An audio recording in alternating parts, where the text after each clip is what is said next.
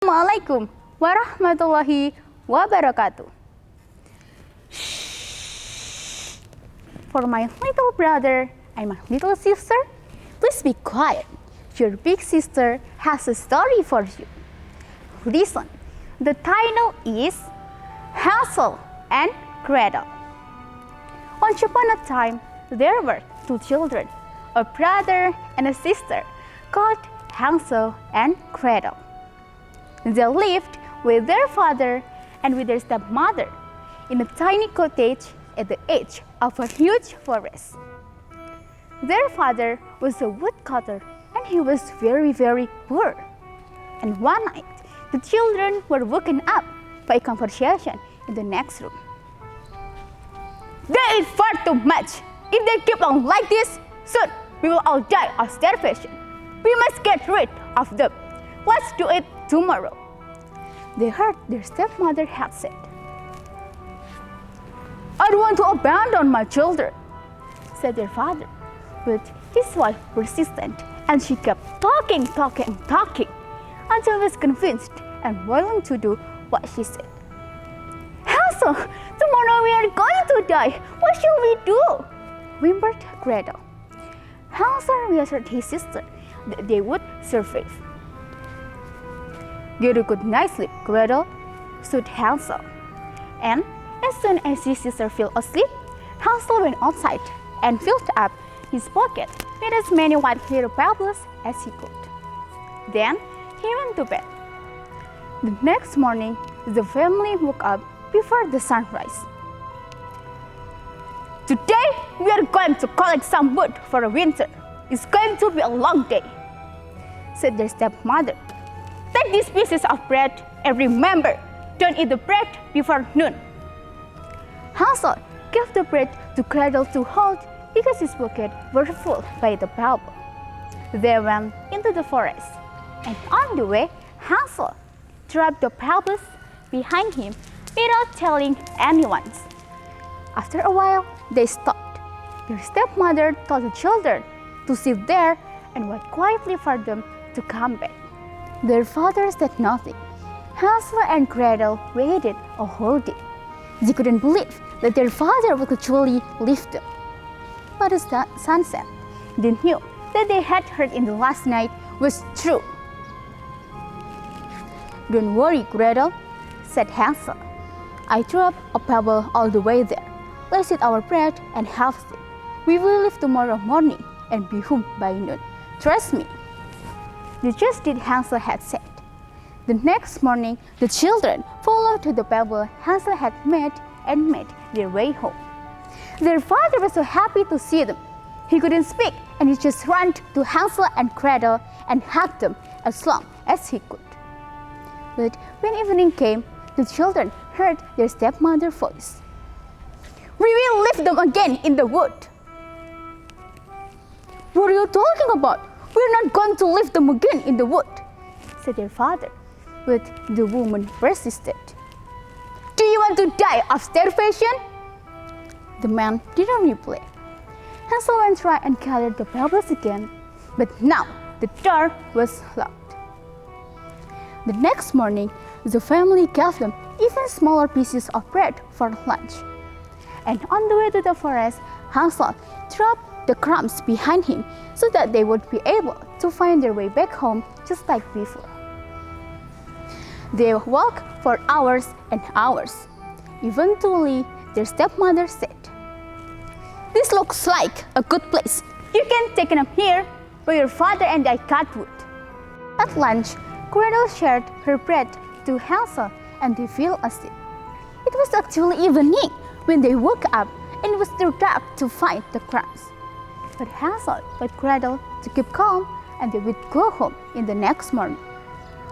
When Hansel and Gretel woke up in the next morning, they saw that the wild animal had eaten the crumbs during night. This time, it was Hansel who was upset. We will never find our way home now, he cried. But this time, it was Gretel's turn to be brave. Let's walk. I'm sure we will be able to find our home, she said. They walked entire a day. They were already very hungry and very tired. When they saw a white bird sitting on a branch, it flew off, and the children decided to follow him. It led them to a house. When they came closer to the house, they saw that the house was entirely built from chocolate, with a roof made of cake and the windows made of a clear sugar. The children started eating the house. Hansel took a piece of the roof, while Gretel took a piece of the wall. Suddenly, the door opened, and the old woman came out of the house.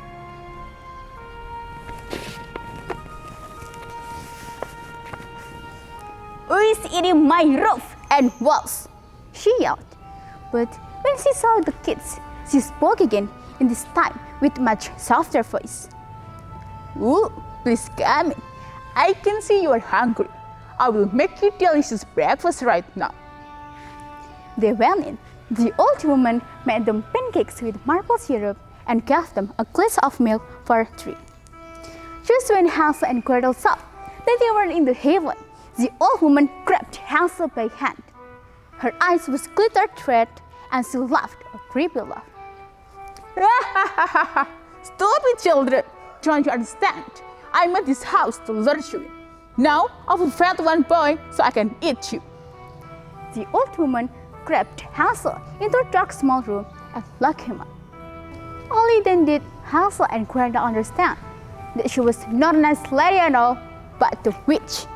Her eyes were red, and she was very, very older and human in life. She had terrible eyesight, but very good sense of smell. No matter how much the children cried, the witch had no mercy on them.